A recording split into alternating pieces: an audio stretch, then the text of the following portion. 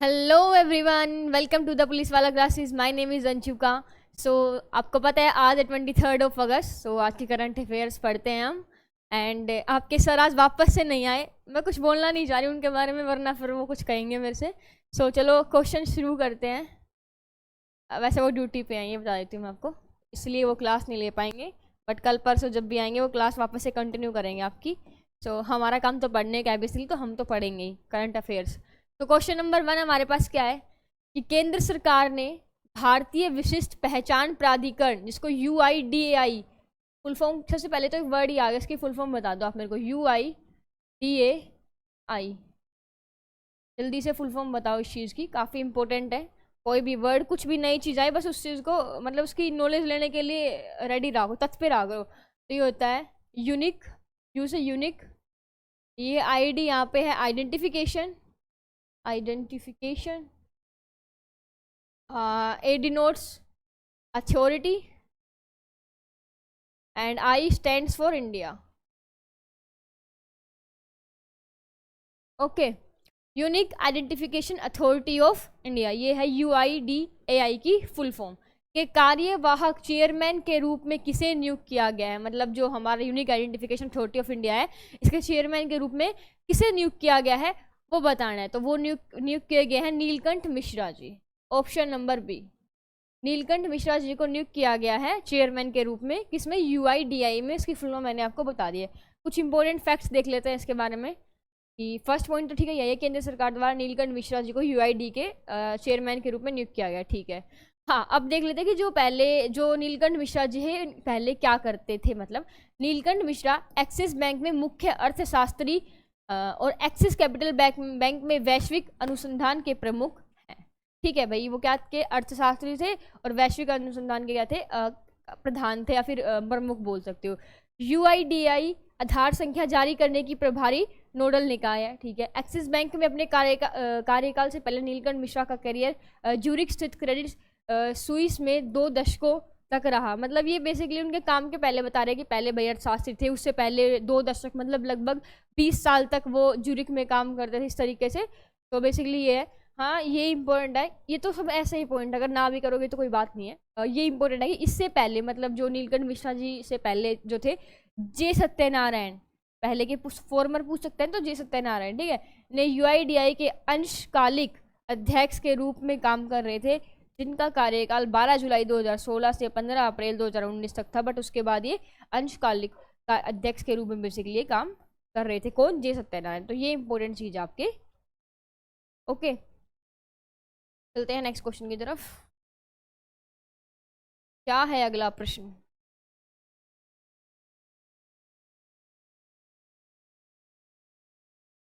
ये रहा स्क्रीन पे सेकंड प्रश्न, जल्दी से इस चीज को पढ़िए। भारत ने खगोल विज्ञान और खगोल भौतिकी के, एस्ट्रोनॉमी और एस्ट्रोनॉमी फिजिक्स की बात कर रहा है, कि 16वें अंतरराष्ट्रीय ओलंपियाड में कौन सी रैंक है वो हासिल की है। सबसे पहले तो पता होना चाहिए कि जो अंतर्राष्ट्रीय जो ओलंपियाड है वो फिलहाल कहाँ चल रहे हैं। तो वो चल रही है पोलैंड में। कहाँ चल रहे हैं? पोलैंड में। ये क्वेश्चन भी आ सकता है। ओके, कहाँ चल रहे हैं? पोलैंड में चल रहे हैं। तो क्वेश्चन पूछ रखा है कि भारत ने खगोल विज्ञान और खगोल भौतिकी के 16वें अंतर्राष्ट्रीय ओलंपियाड में कौन सी रैंक है वो हासिल की है, मतलब ओलंपियाड में कितनी रैंक हासिल किया है। तो वो की है 2nd नंबर की रैंक। बात करें फर्स्ट रैंक किसने हासिल किया, तो वो की है UK, यूनाइटेड किंगडम ने फर्स्ट रैंक हासिल की है। फर्स्ट रैंक इंडिया ने की है 2nd रैंक। कितने मेडल्स के साथ वो भी बताएंगे, ठीक है। ये वही पॉइंट है फर्स्ट वाला ही। भारत ने 4 स्वर्ण, 4 गोल्ड मेडल और 1 रजत पदक, मतलब 1 सिल्वर मेडल जीता है। यूनाइटेड किंगडम मतलब UK ने 5 गोल्ड मेडल के साथ पहला स्थान है वो हासिल किया। अरे यार, इंडिया एक और जीत जाता तो फर्स्ट रैंक पे आ जाता, बट इसने 5 जीते और इसने 4 जीते। बट हाँ, इसने 1 रजत पदक जीता है, ठीक है। ये इंपॉर्टेंट पॉइंट हो गया कि इंडिया की पोजीशन कौन सी 2nd, और इसके साथ साथ दूसरे देश की पूछ लिया कि हाँ इसकी पोजीशन है वो कितनी है, तो उसकी फर्स्ट है। और नाम पूछ लेगा तो बता दो कि यूनाइटेड किंगडम है। थर्ड पॉइंट पे चलते हैं। इस ओलंपियाड में 50 देशों के कुल 236 छात्रों ने भाग लिया। ओके, एंड सभी श्रेणियों में सामूहिक रूप से 27 गोल्ड मेडल, 27 स्वर्ण, 41 रजत, 41 सिल्वर और 50 कांस्य पदक है वो हासिल, मतलब 50 ब्रॉन्ज मेडल हासिल किए। टोटल नंबर ऑफ मेडल की संख्या बता रखी है कि 27 तो किए हैं भाई गोल्ड, 47 किए हैं भाई सिल्वर एंड 50 किए हैं भाई ब्रॉन्ज।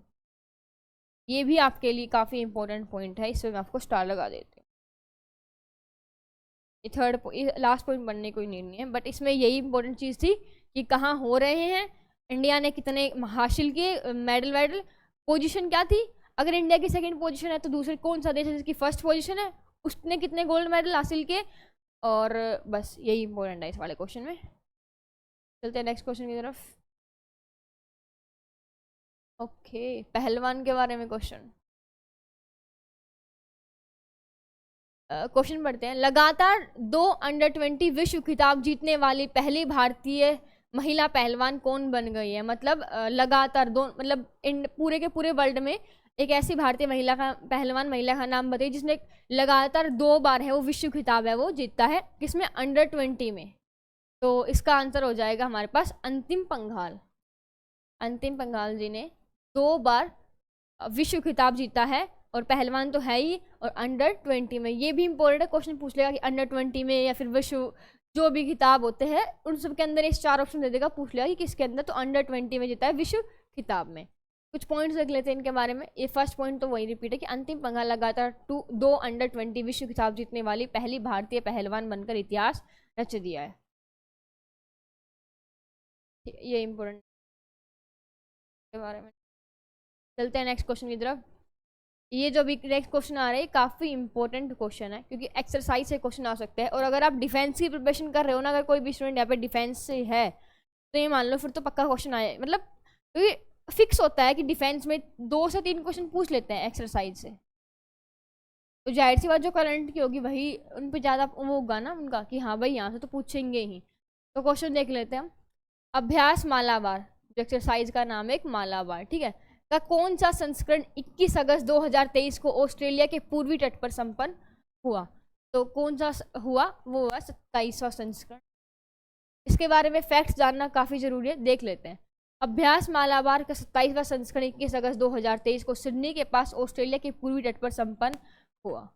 काफ़ी इंपॉर्टेंट है, कहाँ पर खत्म हुआ मतलब संपन्न हुआ, तो वो हुआ है सिडनी के पास ऑस्ट्रेलिया, वो भी के पूर्व तट पर, ठीक है। इस अभ्यास में भारतीय कौन कौन है वो देख लो, मतलब किस किस कंट्री की सेना वेना जो भी है वो इसमें इंक्लूड है। तो इस अभ्यास में भारतीय नौसेना, भारत की नौसेना, रॉयल ऑस्ट्रेलियाई नौसेना, जापान समुद्री आत्मरक्षा बल और अमेरिकी नौसेना के जहाज़ों, पनडुब्बियों और विमानों की भागीदारी शामिल है। किसकी, भारत की, ऑस्ट्रेलिया की, जापान की और अमेरिका की। इसकी नौसेना, पनडुब्बी, विमान, जहाज सारी की सारी शामिल थी किसमें, अभ्यास मालाबार, एक्सरसाइज मालाबार में, ठीक है। नेक्स्ट पॉइंट देखते हैं। अब हाँ, इंडिया में जैसे भारतीय नौसेना बात कर दी, अब भारतीय नौसेना में कौन कौन से जहाज पनडुब्बी इंक्लूड किए गए थे उनके नाम देख लेते हैं हम। भारतीय नौसेना का प्रतिनिधित्व INS कोलकाता, INS सह्याद्री और PSI समुद्री गश्ती विमान ने किया। काफ़ी इंपॉर्टेंट है, ऐसे क्वेश्चन पूछ लेता है कि इनमें से मतलब अभ्यास मालाबार में भारत में किस भारतीय नौसेना मतलब इंक्लूड था, तो ये ऑप्शन दे देगा आपको, INS कोलकाता, सह्याद्री वगैरह और PSI समुद्री, ये सब चीज़ें। तो काफ़ी इंपॉर्टेंट है ये वाला। डिफेंस में इससे रिलेटेड क्वेश्चन 100% आता ही है। फिर वो एक्सरसाइज पूछ ले आपसे, या फिर किस देश के साथ हो रही है वो पूछ ले, कौन सी तट पे हो रही है, या फिर इंडिया के अंदर किसका इंक्लूडमेंट है, कौन सी जहाज गई है उसका नाम बताइए, ये सब चीज़ें क्वेश्चन में आते हैं। आगे देख लेते हैं क्या है। मालाबार 23 अभ्यास 2 चरणों में आयोजित किया गया था, जिसमें 11 से 15 अगस्त तक बंदरगाह चरण और 16 से 21 अगस्त तक समुद्री चरण में शामिल था। मतलब बेसिकली 2 पार्ट्स में डिवाइड था, फर्स्ट वाले में बंदरगाह चरण था, सेकंड वाले में समुद्री चरण शामिल था, ठीक है। अगला देख लेते हैं, अगला इंपॉर्टेंट है काफ़ी। मालाबार अभ्यास साल 1992 में पहली बार भारत, और सबसे पहले मालाबार कब हुई थी, 1992 में, सिर्फ 2 देशों के बीच में, भारत और अमेरिका ने किया था। इसके बाद 2015 में कौन ऐड होगी, जापान ऐड होगी, और 2020 में ऐड हो गई ऑस्ट्रेलिया की नौसेना ने भी इस अभ्यास में भाग लेना शुरू कर दिया। मतलब 1992 में सिर्फ था इंडिया एंड अमेरिका, 2015 में ऐड हो गया जापान, और 2020 में ऐड हो गया ऑस्ट्रेलिया। ओके, ये इंपॉर्टेंट था, इसमें तो सारी चीज़ इंपॉर्टेंट है, क्या ही छोड़ दूँ इस वाले में। तो चलते हैं नेक्स्ट क्वेश्चन की तरफ।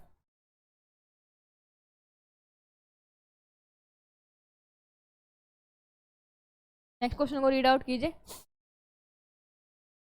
उस संस्था का नाम क्या है जो भारत का पहला केरोसिन ऑक्सीजन संचालित रॉकेट है वो परिप्रेक्षित करेगा? मतलब इंडिया की एक संस्थान का नाम बताओ जो केरोसिन ऑक्सीजन संचालित रॉकेट है वो लॉन्च करेगा।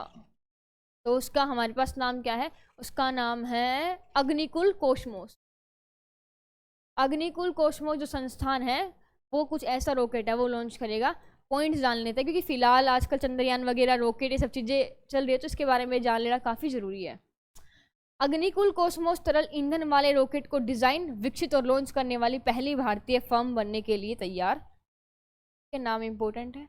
सेकंड देख लो, सेकंड पॉइंट क्या है हमारे पास? सेकंड पॉइंट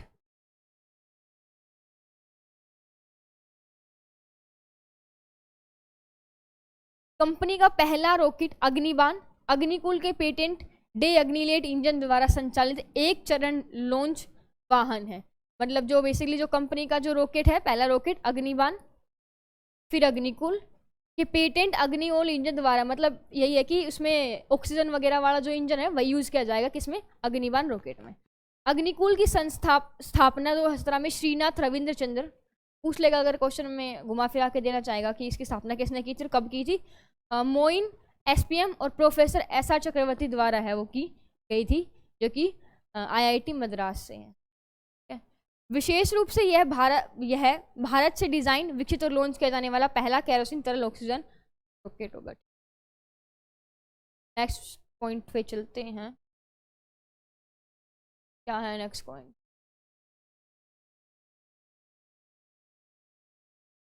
इक्कीस अगस्त 2023 को किस राज्य की मुख्यमंत्री ने 4,276.44 करोड़ रुपए के अलवीनीकरण संयंत्र की नींव रखी थी? पहले तो ये बताओ ये होता क्या है अलवनीकरण संयंत्र?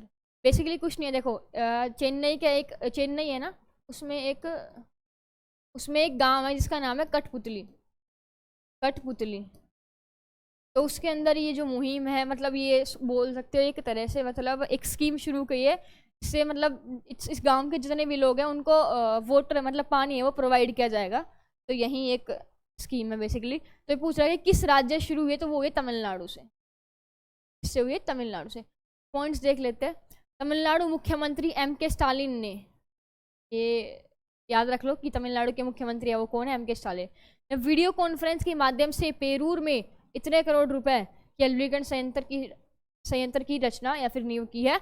और अगर वो बात करें पेरूर के अगर गांव का नाम पूछ ले तो ये है कठपुतली, और वैसे डिस्ट्रिक्ट वगैरह जो भी मतलब शहर वगैरह तो पेरूर है। ठीक है, ये दक्षिण पूर्व एशिया का सबसे बड़ा अलवीकरण संयंत्र होगा और इसे जापान अंतर्राष्ट्रीय सहयोग एजेंसी द्वारा वित्त पोषित किया जाएगा। इंक्लूमेंट किसका है?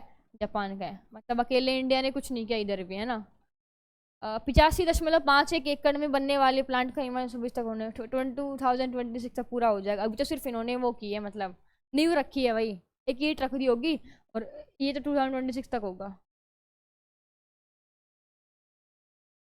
चलते हैं नेक्स्ट क्वेश्चन की तरफ।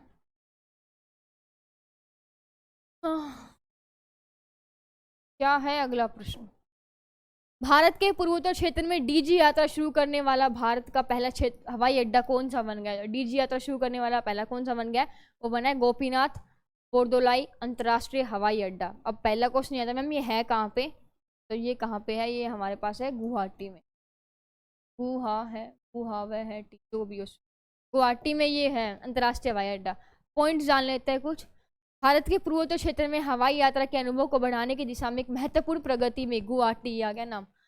कल लोकप्रिय गोपीनाथ बोरदोलाई अंतर्राष्ट्रीय हवाई अड्डा अभिनव डीजी यात्रा शुरू करने का पहला हवाई अड्डा है वो बन गया। ठीक है, ये अत्याधुनिक सेवा यात्रियों के हवाई अड्डों के माध्यम से नेविगेट करने के तरीके से क्रांतिकारी बदलाव लाने और एक निर्बोध और परेशानी मुक्त यात्रा प्रदान करने का तैयार है। मतलब बेसिकली नेविगेट करेगा, मेन चीज इसमें है नेविगेशन देगा। ये कौन क्या देगा? मतलब जो ये फर्स्ट एक ऐसा एयरपोर्ट मान लो जिसमें नेविगेशन है वो मतलब कुछ इस तरीके से अत्याधुनिक है, मतलब एक नई टेक्नोलॉजी के रूप में शुरू करने वाला है नेविगेशन। डीजी यात्रा सेवा हवाई अड्डे के 3 प्रमुख क्षेत्र उपलब्ध होगी। पहला प्रवेश द्वार, फिर चेक इन होगा और फिर बोर्डिंग क्षेत्र होगा। ये 3 मेन वो होंगे इसके अंदर डीजी यात्रा में। नेक्स्ट क्वेश्चन की तरफ चलते हैं। अगला प्रश्न अच्छा प्रश्न है काफी। हाल ही में उत्तर प्रदेश सरकार ने कहाँ पर एक मंदिर संग्रहालय, मंदिर नहीं मंदिर संग्रहालय बेसिकली बनाने की घोषणा की, तो वो किया हमारे पास अयोध्या में। ठीक है, पॉइंट्स देख लेते हैं। उत्तर प्रदेश सरकार ने भारतीय मंदिरों की स्थापत्य विरासत और वैज्ञानिक पहलुओं को प्रदर्शित करने के लिए अयोध्या में एक मंदिर संग्रहालय बनाने की घोषणा है वो। ठीक है, संग्रहालय देश भर के हिंदू मंदिरों का गौरवशाली इतिहास बताएगा और सनातन की समृद्ध संस्कृति को प्रतिबिंबित करेगा। ठीक है, प्रस्तावित संग्रहालय अयोध्या में 5 एकड़ में बनाया जाएगा और इसे 12 दीर्घाओं में विभाजित किया जाएगा। दीर्घाओं मतलब बेसिकली गैलरीज होता है इंग्लिश में। 12 गैलरीज में ये डिस्ट्रीब्यूट किया जाएगा। काफ़ी इंपॉर्टेंट क्वेश्चन है, काफ़ी इंपॉर्टेंट प्रश्न है। चलते हैं नेक्स्ट क्वेश्चन की तरफ। अगला प्रश्न काफ़ी अच्छा क्वेश्चन है ये वाला। मेरे को तो समझ में नहीं आ रही कि इस वाले क्वेश्चन में उसकी इज्जत बढ़ाई है फिर उसकी बेइज्जती की है। अगस्त 2023 में एक नई सांप प्रजाति का नाम किस अभिनेता के नाम पर रखा गया है? मतलब बेसिकली एक नई स्नेक की कुछ पाई होगी तो प्रजाति जो भी स्पीसीज, तो उसका नाम एक अभिनेता मतलब एक एक्टर के नाम पर रखा गया। तो एक अच्छी बात है बुरी बात है मतलब, तो किसके नाम पे रखा गया? वो रखा गया हैरिसन फोर्ड के नाम पे। एक एक्टर है हैरिसन फोर्ड, उसके नाम पे रख दिया सांप की नई प्रजाति। ठीक है, इसमें इंपॉर्टेंट पॉइंट क्या है? यही है कि जर्मनी, संयुक्त और अमेरिका और पेरू के शोधकर्ताओं ने हाल फिलहाल में इसका वो किया है, मतलब एक प्रजाति है उस पे खोज की है और वो मिला है। और इसका वो देख लेता है कि कैसा रंग रूप है। 16 इंच लंबा सांप है, काले धब्बों पे, काले पेट और तांबे के रंग की आंख पर एक ऊर्ध्वाकार रेखा के साथ पीले भूरे रंग का है। बस यही इंपॉर्टेंट है इसमें। नेक्स्ट क्वेश्चन की तरफ चलते हैं। नेक्स्ट क्वेश्चन क्या है? नेक्स्ट क्वेश्चन, कमल के फूल की नई किस्म नमो, एक नया किस्म है नमो 108, तो किस रिसर्च इंस्टीट्यूट में विकसित किया गया था? वो किया गया है national botanical research institute Lucknow में। ठीक है, कुछ पॉइंट्स देख लेते हैं। हाँ, एक मंत्री याद कर लो, अच्छा है। केंद्रीय विज्ञान और प्रौद्योगिकी मंत्री जितेंद्र सिंह, इसके मंत्री है केंद्रीय विज्ञान के और प्रौद्योगिकी मंत्री है जितेंद्र सिंह। कमल के फूल की 108 पंखुड़ियों वाली नई किस्म नमो 108 का अनावरण है वो किया है। और इसके बारे में पॉइंट्स देख लेते हैं। नेक्स्ट पॉइंट क्या है? कमल की इस किस्म को लखनऊ स्थित नेशनल बोटनिकल रिसर्च इंस्टीट्यूट ने विकसित किया है और ये कहाँ पे? लखनऊ में है। आ गया होगा, हाँ लखनऊ। कमल की NBRI नमो 108 किस्म के फूल, ये वही है NBRI मतलब ये नेशनल बोटनिकल रिसर्च इंस्टीट्यूट, किस्म के फूल मार्च से दिसंबर तक खिलते हैं। अच्छा, ये उनका टाइम पीरियड बता रहा है कि कब क्या होता है, तो मार्च से दिसंबर तक खिलते हैं और ये इस किस्म का पहला फूल है जिसके अंदर 108 पंखुड़ियाँ हैं वो मिली है। नेक्स्ट देखते हैं, केंद्रीय मंत्री ने कमल की किस्म को नमो 108 नाम देने के लिए NBRI की सराहना की है, मतलब उनकी प्रशंसा है वो की है। नेक्स्ट देखते हैं, उन्होंने इसे नरेंद्र मोदी के प्रधानमंत्री के रूप में 10वें वर्ष के कार्यकाल में प्रवेश करने पर भव्य उपहार करार दे दिया और ये हमारे प्राइम मिनिस्टर को उन्होंने गिफ्ट भी कर दिया है। Very good. चलते हैं नेक्स्ट क्वेश्चन की तरफ। अगले प्रश्न की तरफ बढ़ रहे हैं अभी हम और कुछ समय में समाप्ति कर देंगे हम इन प्रश्नों की। राष्ट्रमंडल संसदीय संघ का 9वां भारत क्षेत्र सम्मेलन कहाँ आयोजित किया जा रहा है? तो वो किया जा रहा है वन एंड ओनली उदयपुर में। कुछ पॉइंट्स देख लेते हैं। राष्ट्रमंडल संसदीय संघ के 9वें भारत क्षेत्र सम्मेलन का उद्घाटन लोकसभा अध्यक्ष कौन है? ओम बिरला। लोकसभा अध्यक्ष बोल दो, स्पीकर बोल दो, उदयपुर में करेंगे। ठीक है, सम्मेलन का विषय ये काफी इंपॉर्टेंट है कि टॉपिक क्या है? डिजिटल युग में लोकतंत्र और सुशासन को मजबूत करना है। ये मोस्ट इंपॉर्टेंट है, इस प्रश्न से ज्यादा इंपॉर्टेंट तो ये चीज है इस क्वेश्चन से इंपॉर्टेंट कि डिजिटल युग में लोकतंत्र और सुशासन को मजबूत करना। उद्घाटन सत्र को राजस्थान के मुख्यमंत्री अशोक गहलोत जी, राज्यसभा के उपसभापति हरिवंश और राजस्थान के विधानसभा के अध्यक्ष डॉक्टर CP जोशी से भी संबोधित करेंगे। भाई ये मंत्रियों के नाम याद रख लेना। ठीक है, सम्मेलन के समापन समारोह को 22 अगस्त 2023 को उपराष्ट्रपति, लास्ट में कौन आएंगे? उपराष्ट्रपति हमारे जगदीप धनखड़ जी, वो इसको संबोधित करेंगे। चलते हैं अंतिम प्रश्न की ओर। Last but not the least, my favourite one, question number 12। किस राज्य सरकार ने सभी आदिवासी गांवों को जोड़ने के लिए भगवान बिरसा मुंडा जोड़ रस्ते योजना लागू करने का निर्णय लिया है? तो किसने लिया है? वो लिया है महाराष्ट्र। काफी इंपॉर्टेंट प्रश्न, क्योंकि हिस्ट्री से भी रिलेट कर जाता है, इसीलिए। महाराष्ट्र सरकार ने भगवान बिरसा मुंडा जोड़ रस्ते योजना लागू करने का निर्णय है वो लिया है। राज्य मंत्रिमंडल ने राज्य के 17 जिलों के सभी आदिवासी गांवों को मुख्य सड़कों से जोड़ने के लिए कितने जिलों को? 17 डिस्ट्रिक्ट्स को जो जितने भी आदिवासी लोग हैं सबको भगवान बिरसा मुंडा जुड़वा लोगों ने, ठीक है। यह परियोजना 5,000 करोड़ रुपए में लागू की जाएगी और योजना के हिस्से के रूप में लगभग इतने किलोमीटर 6,838 किलोमीटर सड़कों का निर्माण है वो किया जाएगा। मतलब सबको, जैसे मान लो एक डिस्ट्रिक्ट अलग अलग डिस्ट्रिक्ट, सबको ऐसे कनेक्ट कर दिया जाएगा। तो काफ़ी अच्छी योजना शुरू की इन्होंने। इस योजना के तहत सभी आदिवासी पाड़ा को 12 मासी सड़कों से जोड़ा जाएगा। इन सड़कों के लिए आदिवासी विकास विभाग अलग से समिति है वो बनाए। इन सड़कों का निर्माण लोक निर्माण विभाग द्वारा, किसके द्वारा किया जाएगा? लोक निर्माण विभाग द्वारा है वो किया। तो इसी के साथ हमारे क्वेश्चन हैं वो फिनिश होते हैं यहाँ पे। तो thank you very much current affairs देखने के लिए, और अच्छी लगी हो तो सब्सक्राइब तो कर ही देना। और all the best and have a nice day for your whole day. Bye bye.